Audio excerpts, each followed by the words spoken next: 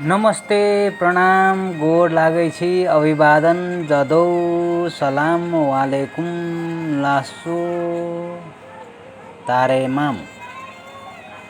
आजको वाचन 190औं श्रृङ्खलामा साउन 20 गते शुक्रबार 2079मा म अछान्त साथमा पञ्चल कथा विशेष चर्चा लिएर आएको छु। आज पञ्चल कथा सिद्धान्त र प्रयोगबारे केही कुरा भन्नु छ। साथै वाचनलाई ठिक्क पारेका 7वटा कथा लौकथाहरू पनि वाचन गरेर यहाँहरूलाई श्रवण गराउने छु। साथै सठिक विश्लेषण समेत प्रस्तुत गर्नेछु।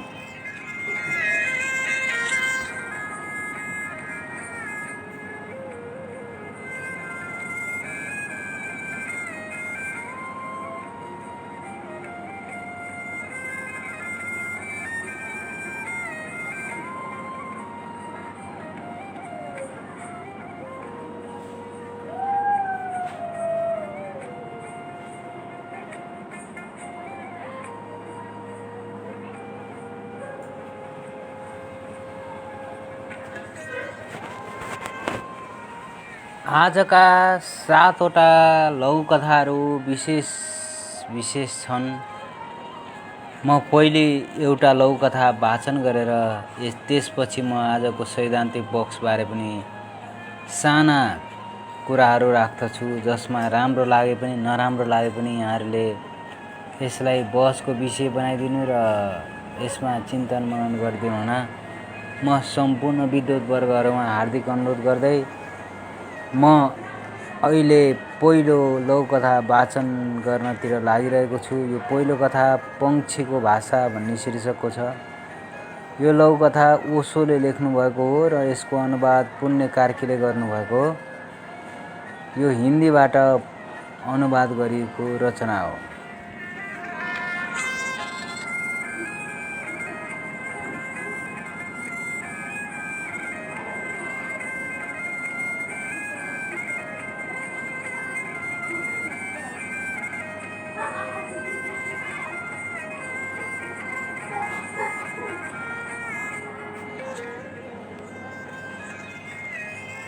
कथा यसरी अगाडि बढ्दछ। बहुत धेरै फकीरहरूका जीवनमा यस्ता कहानीहरू छन्। सन्त फ्रान्सिसको जीवनमा पनि धेरै कहानीहरू छन्। उनी जहाँ जान्थे पंक्षी उनको साथमा जान्थे।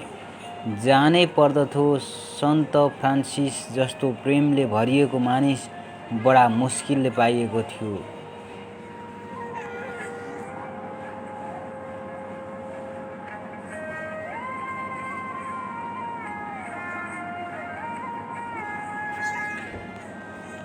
यो सब कुरा ठिकै थियो कि पंक्षीको प्रेमको भाषा उनी सम्झन सक्थे, जसले गर्दा पंक्षीहरू सन्त फ्रान्सिस सामु सजिलै आउन सक्थे भनिन्छ। सन्त फ्रान्सिस नदीमा गए भने माछाहरूको भिड एकत्रित हुन्थ्यो। नदी तर्न पनि मुस्किल हुन्थ्यो।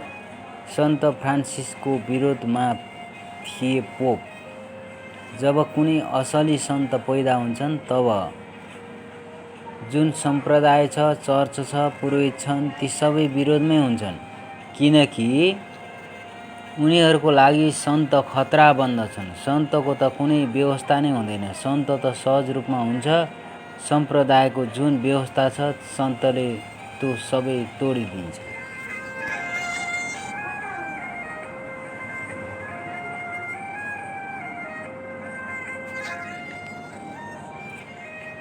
तो पोपको सन्त फ्रान्सिसलाई बोलाए। पोपले सन्त फ्रान्सिसलाई बोलाए। उनी सयकडौँ माइल पैदल यात्रा गरेर त्यहाँ पुगे। जब पोपको आँगनमा आएर फ्रान्सिस खडा भए, हजारौँ पंक्षीहरू त्यहाँ आए। ती फ्रान्सिसका प्रेमी थिए। पोपले भन्यो, यस मानिसलाई केही भन्नु पनि ठिक हुँदैन। जसको भाषा पंक्षीले समेत बुझ्दछन् त्यससित विवादै किन गर्ने। यिनले जे भनेका छन् ठिकै भनेका छन्। तो पोप निश्चित रूपमा समझदार मानिस थियो होला। उसले विवाद गरेन, किनकि पंक्षीले पनि कुनै तर्क बुझ्दैनन्, शास्त्र बुझ्दैनन्। उसले त सिर्फ हृदय बुझ्दछ, कहे कबीर दीवानाबाट।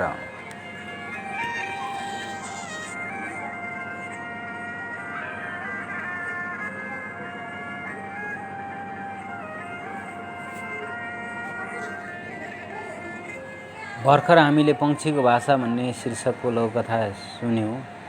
यो लघुकथा ओशोले लेख्नु भएको थियो र अनुवाद पुण्य कार्कीले गर्नुभएको थियो। यसमा पंक्षीहरूले एक सन्तलाई साथ दिएको बताइएको छ। यो पंक्षीको भाषा बुझ्ने सन्तले एउटा अनिष्टकारी अवस्था सिर्जना भइरहेकोमा पंक्षीहरूले साथ दिएका छन्। यो कुनै अवास्तविक होइन, वास्तविक हो, हुन सक्छ, पहिले हुन सक्थ्यो। अबको युगमा मान्छेहरूमा विचलन आइसकेको छ, मानवता हराइसकेको छ। मान्छेले आफूलाई त बुझ्न सक्दैन, अब पशु पंक्षीलाई बुझ्न सक्ने कुरै आएन। तसर्थ यस कथालाई हामी प्राकृतिक जीवनमा फर्क्यौँ भने हामी प्राकृतिक रूपले सम्पन्न हुनेछौँ। संसारै हाम्रो प्यारो हुनेछ, बाघ भालु पनि हाम्रा साथी हुनेछन्। यसरी बुझ्नु जरुरी छ। यो कथा यही अन्त्य भएको छ र अब म दोस्रो कथा यहाँहरूलाई सुनाउन गइरहेको छु। यो इज्जत शीर्षकको कथा हो। यसलाई पञ्चल कथा भनिएको छ। पञ्चल। यो कथा पहिले श्रवण गरौँ, त्यसपछि म यसको सैद्धान्तिक पक्षबारे सामान्य चर्चा गर्नेछु। यो इज्जत शीर्षकको पञ्चल कथा नन्दलाल आचार्यले लेखेको हो। कथा यसरी अगाडि बढ्छ।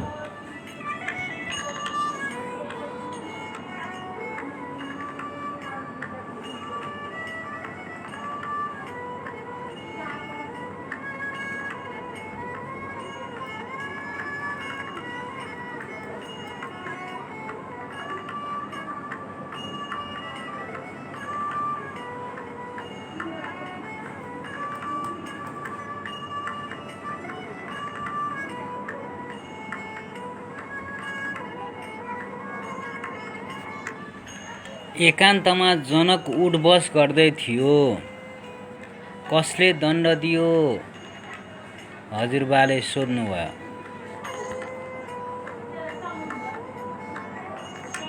सो विवेकलाई काममा लगाएको भनेर उसले बतायो।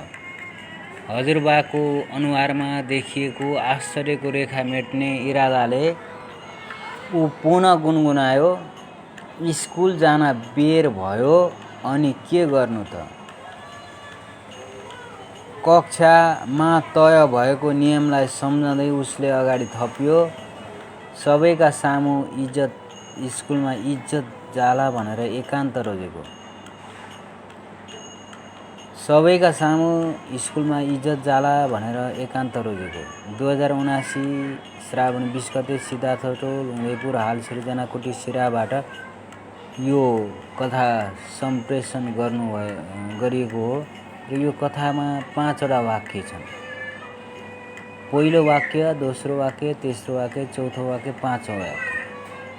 पहिलो वाक्यले सामान्य उठान गरेको छ, दोस्रो वाक्यले त्यसलाई पुष्टि गरेको छ, तेस्रो वाक्यले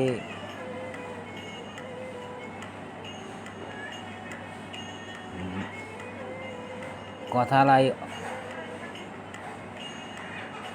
चरमोत्कर्षमा पुर्याएको छ।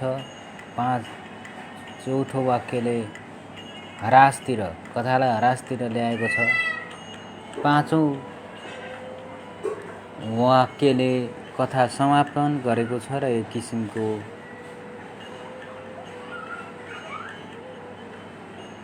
विपरीत धारमा आफ्ना कुरा पनि भनेको छ। यहाँ सुरुमा विद्यार्थी उठबस गरिरहेको छ। हजुरबाले कसले सजाय दियो भनेर सोधे। उसले जवाफ बतायो, आफ्नो स्वविवेकलाई काममा लगाएको भन्यो। त्यो स्वविवेक चाहिँ चरमोत्कर्ष भयो। पाँचौँमा चाहिँ उसले गुनगुनायो, स्कुल जान अबिरो भयो अनि के गर्नु त भन्ने हिसाबले उसले कुरा गर्यो र अन्तिममा हजुरबाले नबुझेको कुरालाई बुझाउनका लागि सबैका सामु इज्जत जाला भनेर एकान्त रोजेको भनेर उसले यहाँ खुलासा गरेको छ। यसको अर्थ भयो उठान गर्यो पहिलो वाक्यले, दोस्रो वाक्यले त्यसलाई पुष्टि गर्दै विकास गर्यो कथाको, तेस्रो वाक्यले चरमोत्कर्षमा पुग्यो र चौथो वाक्यले चाहिँ कथालाई ओह्रालोतिर ल्यायो। स्कुल जान बेर भयो अनि के गर्नु त। अब यहाँसम्म आइपुग्दाखेरि पनि छर्लङ्ग हुँदैन, मान्छे उठबस गरिरहेको छ, गराउने मान्छे कोही छैन। र पाँचौँ वाक्यमा चाहिँ स्पष्ट भयो स्कुलमा त उठबस गर्ने चलन छ, सबैका सामु उठबस गर्नुपर्छ, कक्षामै गर्नुको सट्टामा यहाँ घरमै गरेर गए भने मैले गरिसकेको छु हजुर भनेर शिक्षकलाई भन्दा उनीहरूले पत्याउने स्थिति छ। यसरी बाल बच्चाको चाहिँ मनस्थिति र परिस्थितिलाई यहाँ सम्बोधन गरेको छ र उसले स्कुल ढिलो जान चाहेको छैन, तर ढिलो गइहाल्यो भने आफ्नो इज्जत बचाएर जाने इच्छा उसको छ। त्यसैले इज्जत शीर्षकको यो पञ्चल कथा यहीँ समाप्त भएको छ। यसबारे म अरू वर्णन यहाँहरूलाई सुनाउँदैछु।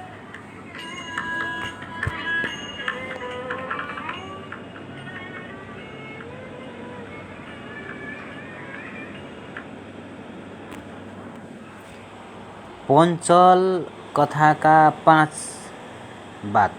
पाँचवटा कुरा हुन्छन्। पहिलो कुरा, पहिलो वाक्यले धनुमा ताँदो चढाउने अर्थात् लघुकथाको विषयवस्तुलाई उठान गर्ने गर्दछ।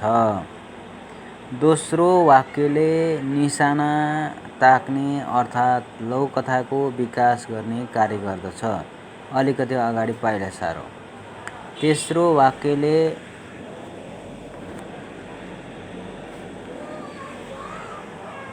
प्रार गर्ने अर्थात् लघुकथालाई चरमोत्कर्षमा पुर्याउने काम गर्दछ, प्रार गरिसक्यो तेस्रो वाक्यले। चौथो वाक्यले चरो खसाल्ने अर्थात् लघुकथालाई परिणामको आवाज दिएर ह्रासतिर ढल्काउने। जब फल पाइसक्छ त मान्छे समापनतिर फर्किरहन्छ। पाँचौँ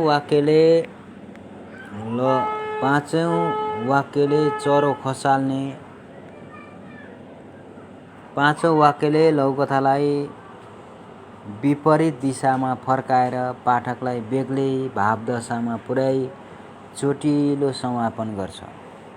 यसरी पाँचवटा वाक्यले बोलिरहेको हुन्छ पञ्चल कथामा।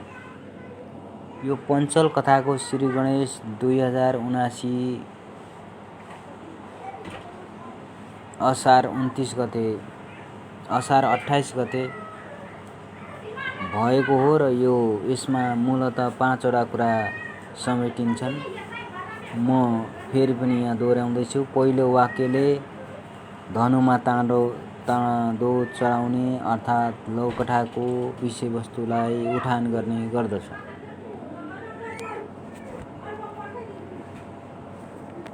दोस्रो वाक्यले निशाना ताक्ने अर्थात् लघुकथाको विकास गर्ने गर्दछ। तेस्रो वाक्यले प्रार गर्ने अर्थात् लघुकथालाई चरमोत्कर्षमा पुर्याउने काम गर्दछ। यहाँसम्म आइपुग्दाखेरि लघुकथाको यो पो रहेछ भनेर पाठकलाई झलक पर्छ। चौथो वाक्यले चरो खसाल्ने अर्थात् परिणाम दिन्छ र लघुकथालाई परिणामको आभास दिएर ह्रासतिर ढल्काउँछ, समापनको बाटोतिर। पाँचौँ वाक्यले लघुकथालाई विपरीत दिशामा फर्काएर पाठकलाई बेग्लै भावदशामा पुर्याई चोटिलो समापन गर्छ। त यहाँ पहिले सुरुवात जसरी भएको थियो, जसरी चरमोत्कर्ष पुगेको थियो, अब यो भाव र भावना चाहिँ मनोदशा चाहिँ विपरीत पुर्याउने काम चाहिँ समापनबाट छर्लङ्ग हुन्छ। यो लघुकथाकै एउटा रूप हो, लघुकथा नै हो। तर लघुकथामा शब्द सङ्ख्याको विवाद, अनेक कथा वस्तु विस्तार भएको, यसो भएको उसो भएको भन्ने आशयहरूलाई, विवादहरूलाई टुङ्ग्याउन एकदम सठिक रूपमा कथा लेख्ने एउटा सिद्धान्त यहाँ प्रतिपादन गर्न खोजिएको छ। यो सिद्धान्त मूलतः बिल्कुलै नयाँ पनि छैन र बिल्कुलै पुरानै कुरो पनि होइन। र यसमा चाहिँ 5 वटा वाक्य, स्पष्ट वाक्य, कुनै अमूर्त वाक्य होइन, मूर्त वाक्यहरूबाट लघुकथा लेखिनुपर्छ भन्ने मान्यतालाई आत्मसात गर्न पञ्चल कथाले सिद्धान्त बनाएको छ। यो पञ्चल कथाको पहिले अलिकति बुझिहालौँ। पञ्च भनेको 5 वटा वाक्य, ल भनेको लघुकथा, ल भनेको लघु, अनि कथा भनेको कथा भइहाल्यो। पञ्चल कथा 5 वाक्यको लघु कथा, स्पष्ट सामान्य भाषामा। यसमा जटिल वाक्यहरू वर्जित छन्, जो सरासरी बुझिँदैनन्, तिनीहरूलाई यसमा आत्मसात गरिँदैन। 5 वटा वाक्यभन्दा बाहिर वाक्यहरू राख्न सकिन्न भन्ने यसको सैद्धान्तिक पाटो छ। अब गर्दै जाउँ, प्रयोग गर्दै जाउँ, लेख्दै जाउँ र यसमा कसरी चाहिँ हामीले सठिकभन्दा सठिक कथा सारमा एउटा भयङ्कर कथा सिर्जना गर्न सक्छौँ, त्यसमा एउटा प्रयोग गर्दै जाउँ। यति भन्दै यसपटक पञ्चल कथाको सैद्धान्तिक पाटोको बारेमा यहीँ विश्राम गर्दै म निरन्तर रूपमा कथा वाचन, लघुकथा वाचनलाई अगाडि बढाउन गइरहेको छु।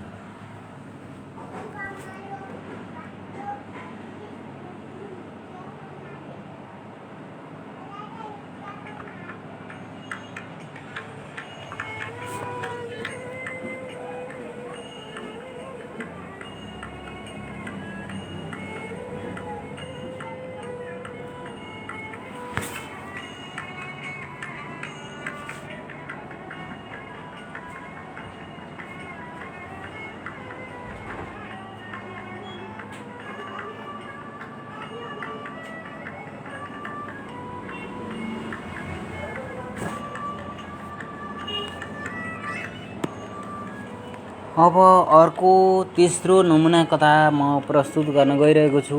यो दरौलोहरू शीर्षकको लघुकथा हो। यो लघुकथा खेमराज पोखरेलले लेख्नुभएको।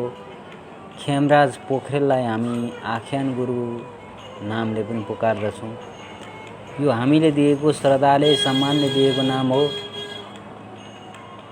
यो दरौलोहरू चाहिँ लघुकथा प्रशिक्षणका बेलामा धेरै ठाउँमा धेरैजनाले, धेरै तवरले उदाहरणका रूपमा प्रस्तुत गरेको हुनाले यो लघुकथा पाठी सर्वदृश्य प्रतिष्ठानमा पनि वाचन हुनुपर्छ, प्रतिष्ठानमा पनि पोस्ट हुनुपर्छ भन्ने मान्यता राखेर आज वाचन गर्न अग्रसर भएको छु।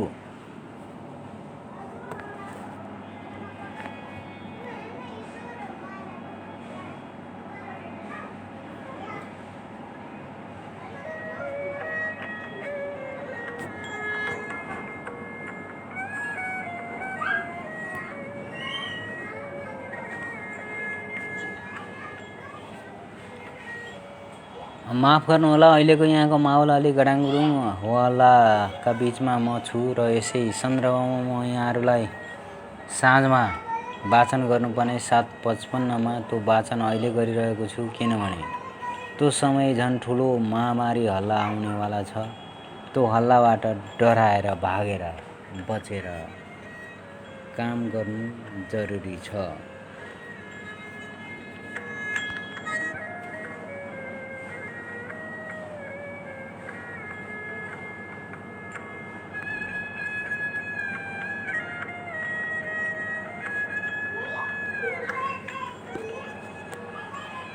हजुर, भोलि माता तीर्थ औँसी आमाको मुख हेर्न जानुपर्छ। आफ्नो त आमा दैवले चुनिहाले, म त सासु आमाको मुख हेर्न हजुरसँगै जान्छु। श्रीमतीले यो भनाइ मैले झट्ट सम्झेँ। श्रीमतीको यो भनाइ मैले झट्ट सम्झेँ। हो त नि, पोहोर पनि आमाले छोरा बुहारी आउँछन् भनेर बाटो हेरेर बस्नुभयो। हामी गएनौँ। यसपल्ट त जानै पर्छ। हुन्छ, आजकै नाइटमा चढेर गए पनि पुगिहालिन्छ। श्रीमतीले सहमति जनाइन्। हामी दम्पति सहरमा जागिर खान्छौँ। फुर्सदमा यस्तै हो। मन पनि त्यस्तै हो भन्छन् नि। बाबु आमाको मन छोराछोरीमाथि, छोराछोरीको मन ढुङ्गा मुढामाथि। हामी एउटा बहाना बनाउँछौँ। बाबु आमा भेट्न गाउँ जाउँ। बाबु आमा भेट्न गाउँ जान्नौ। यसपल्ट जाउँ। जुरियो।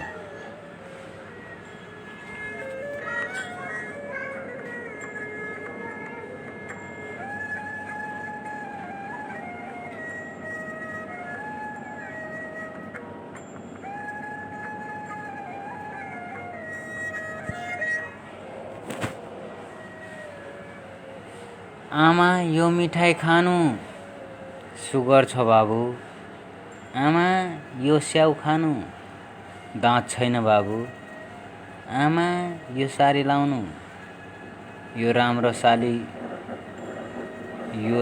सारी कहिले पो लाउनु र बाबु। आमा यो गहना लाउनु।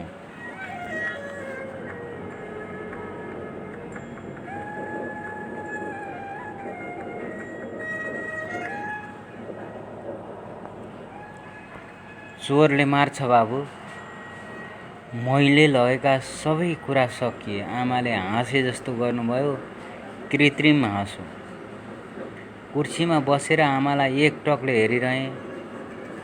रुखको पहेँलो पात जस्तो चाउरी परेको अनुहार, हद बोलेर लगलग कामिरहेका गोडा, थकानले भरिएका दृष्टि, कमजोर भएका आँखा, अर्को मात्र सुन्ने कान, चर्को मात्र सुन्ने काम, पूर्ण थाकेको शरीर, मलाई आफैलाई खुइया आयो। आमाले लौरो खोज्नुभयो र उभिने प्रयास गर्नुभयो। मैले हात पक्रेँ।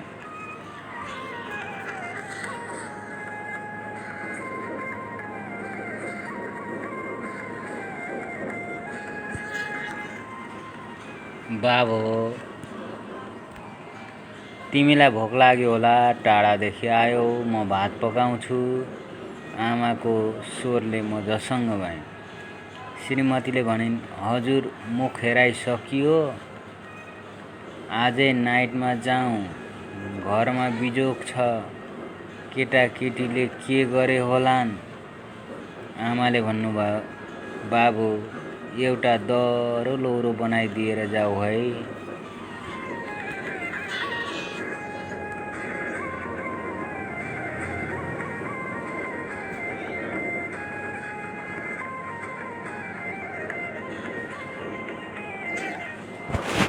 यसरी समाप्त भएको छ दह्रो लौरो शीर्षकको कथा। यसले सांस्कृतिक विचलनलाई देखाएको छ, बुढाबुढीको मनोभावलाई प्रदर्शन गरेको छ र यहाँ छोरा बुहारीबाट आजका प्रौढहरूले एउटा दह्रो लौरो बनिदिनलाई आग्रह गरेको कथा हो यो।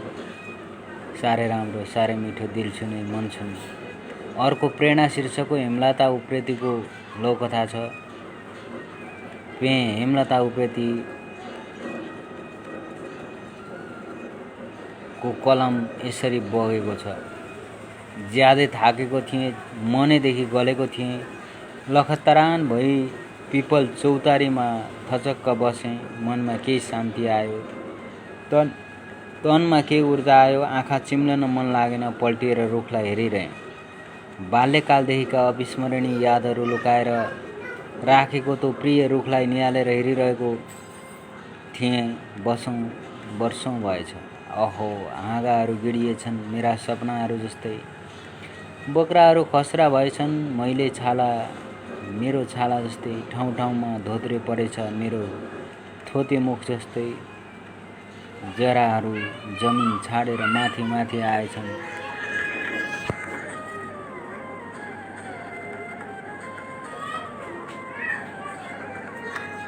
मेरा बाँकी रहेका दाँतहरू जस्तै पहेँला पातहरूले डङ्गुर लागेछ मेरो सेतो कपाल जस्तै। मैले सम्पीडा अनुभूति गरेँ, अझै निहालेँ। चराहरूले डालीबाट गीत गाउँदै रहेछन्, गुण लगाएर बच्चा कोरल्दै रहेछन्।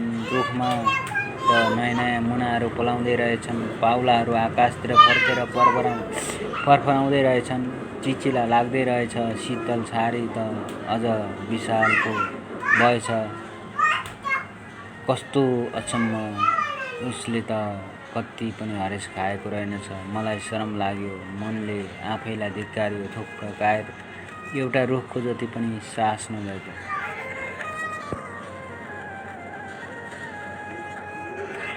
म जुरुक्क उठेँ, लौरो टेकेर हिँड्दा हिँड्दै सङ्कल्प गरेँ, अब आएर चस्माको पावर थपेरै भए पनि 2-4 थान साहित्यिक रचनाहरू त गर्छु। इलाम नगरपालिका 7।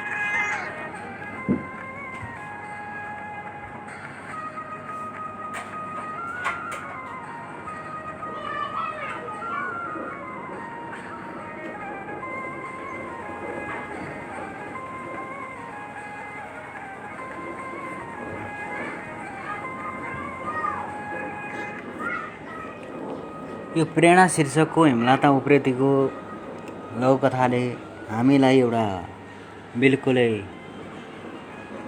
मिठासपूर्ण प्रेरणा दिइरहेको छ। यसले भनिरहेको छ, रुखले बिरुवाले प्रकृतिले आफ्नो जीवन्त स्वरूप राखिरहेको छ, काम गरिरहेको छ। हामी भने निष्काम भएर बसिरहेका छौँ, कायर भएर बसिरहेका छौँ, साहस नभएको जस्तो गरेर बसिरहेका छौँ। त्यसैले अब हामी नयाँ काम थालौँ। यसरी प्रेरणा दिएको छ। अब गएर चस्माको पावर थपेर भए पनि 2-4 थान साहित्यिक रचनाहरू त गर्छु भनेर एउटा साहित्य प्रेमीको हैसियतले उहाँले लेख्नुभएको छ। र यिनी शब्दहरूबाट उहाँलाई श्रद्धासुमन भन्दै अब म 5औं लघुकथा वाचन गर्न गइरहेको छु। तलबवृद्धि, श्यामप्रीत मण्डल।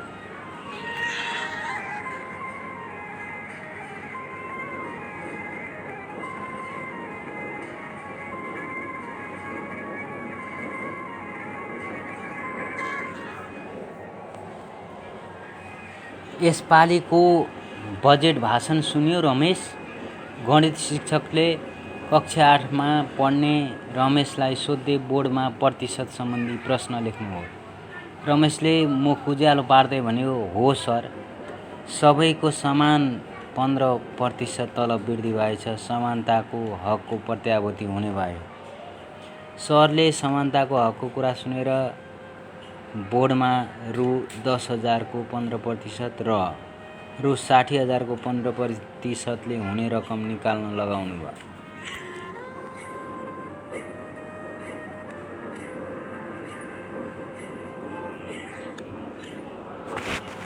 रमेशले कान कोट्याउँदै नियाउरो मुख पारेर जवाब फर्कायो, समान तलब वृद्धि भएको रहेनछ।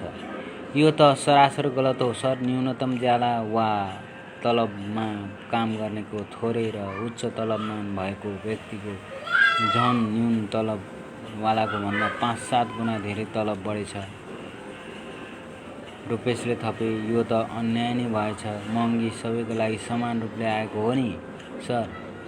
गणित सर नाजवाफ भए। बिती 2079 जेठ 25 गते राजगढ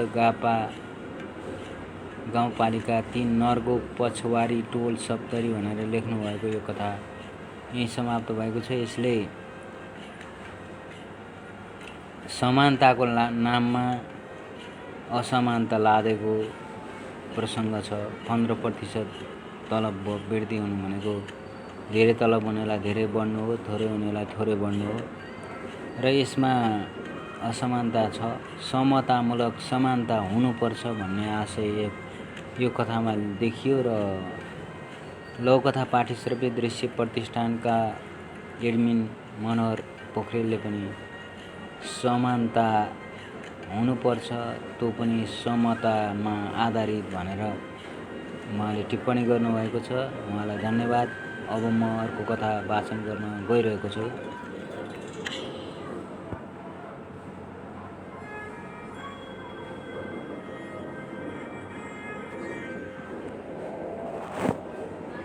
समय। यो अत्यन्त सान्दर्भिक र मन छुने समय कथा लघुकथा। यसका सर्जक मनोहर पोखरेल हुनुहुन्छ। लेखिएको छ। कथा यसरी अगाडि बढेको छ। अझै सुतेकी छैनौ? घर पस्न साथ झ्यापु दर्जीले छोरीलाई हपारेका थिए। बिहान स्कुल जाने विद्यार्थीले चाँडै सुत्नुपर्छ। ढिलो फर्किएका झ्यापु छोरीमाथि खनिएका थिए। रातको 8 बजे सुतिसक्ने छोरी जागा बसेकी थिइन्। 10 वर्षीय छोरी बुवा र मौकाको प्रतीक्षामा थिइन्। तपाईँको कमाइ कति हुन्छ बुवा? मनको पोको फोकाउँदै छोरीले सोधेकी थिइन्।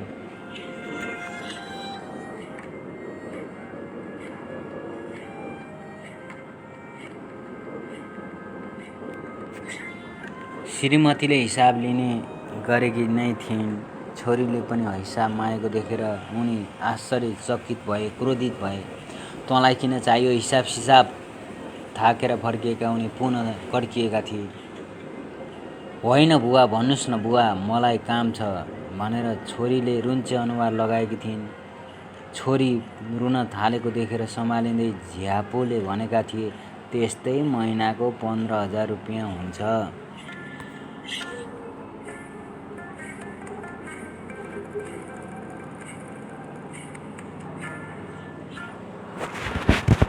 छोरीले नबुझेको भावमा पुनः जिज्ञासा राखेकी थिइन्। महिनाको होइन, मलाई दिनको र घन्टाको कमाइबारे बताइदिनुहोस् न प्लिज। बेला न को बेला के झ्याउलो प्रश्न गरिरहेकी होली भनेर रन्कँदै झ्यापु कुर्लेका थिए। त्यस्तै दिनको 500 अनि घन्टाको 50 रुपियाँ हुन्छ। त्यसपछि छोरीले बल्ल 50 रुपियाँ मागेकी थिइन्। झ्यापु झनै जङ्गिए। पैसा चाहिएर पो यत्रो विधि भूमिका बाँधेकी रहेछ। तिमीहरूको पढाइ राम्रो र मिठो खानको लागि म भनेर हाड छाला घोटेर काम गर्छु। तिमीहरूको राम्रो पढाइ र मिठो खानको लागि म हाड छाला घोटेर काम गर्छु।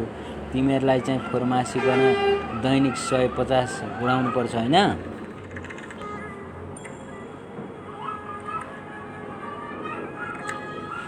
होइन, चाहिएन पैसा बुवा। हजुर घर फर्कँदा सुतिसकेको हुन्छु।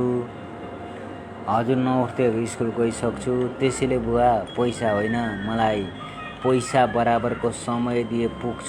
शान्त भावमा छोरीको मागले झ्यापुको मनमा भने ढ्याङ्ग्रो ठोकिएको थियो। राजविराज 670 नेपाल भनेर यसरी समय शीर्षकको यो लघुकथा बडो मार्मिक, मन छुने र मलाई सबैभन्दा बढी मन परेको कथा यो पनि हो। त्यसरी बच्चाले समय, पैसाको सट्टामा समय मागेको छ। उसको समय माग्ने तरिका पनि फरक छ। यति भन्दै अब म 7औं तथा अन्तिम लघुकथा वाचन गरेर आजको बसाइलाई यहीँ टुङ्ग्याउन गइरहेको छु। 7औं तथा अन्तिम लघुकथा छ टीको शीर्षकको पुनम पोखरेलको।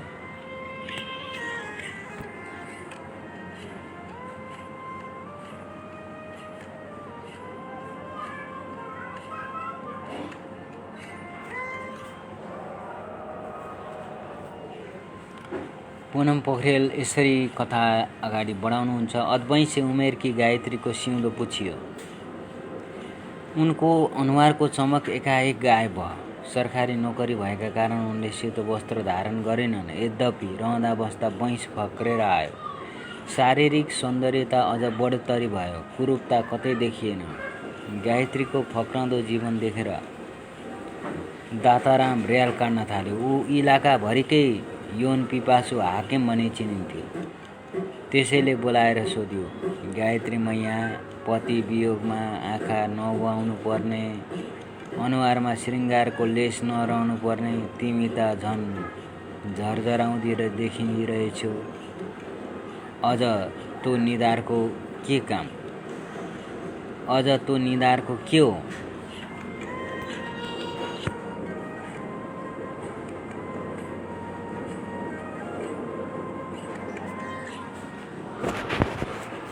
गायत्री रिसले चुर भइन्। हाकिमका गिद्धे आँखा निकालेर सिलौटामा पिसौँ जस्तो लाग्यो। यद्यपि उनी सानो पदकी कर्मचारी थिइन्। चुपचाप रहनु र गिद्धे नजरबाट बच्नु नै उत्तम उपाय लागिरह्यो उनलाई। केही बेरमै हाकिमको गाडा आयो। अनुहार निहाल्यो, प्याच्च सोधिहाल्यो, गायत्रीजी, तपाईँले अर्को बिहे गरेको हो कि क्या हो? शरीरको हाउभाउले त त्यसै भन्दैछ। अनुहारको भिरकुटी बीचको गुलाबी चिन्हले शङ्का गर्ने ठाउँ दिएको छ।